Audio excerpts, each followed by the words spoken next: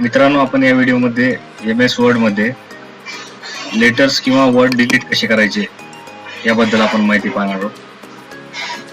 Basic shortcut की use करून आपण वर्ड्स डिलीट करू शकतो. मित्रांनो, डिलीट कीबोर्ड वरती डिलीट बटन जे आहे ते आपल्याला प्रेस केल्यानंतर अशा प्रकारचे वर्ड्स आपल्याला डिलीट होताना दिसतात. किंवा आपण जो मध्यभागी कुठे जर वर्ड असेल तर आपण बॅकस्पेसच्या मदतीने आपण ते डिलीट करू शकतो. बरोबर आहे मित्रांनो. आता आपल्याला काही वर्ड्स डिलीट करायचे आहेत,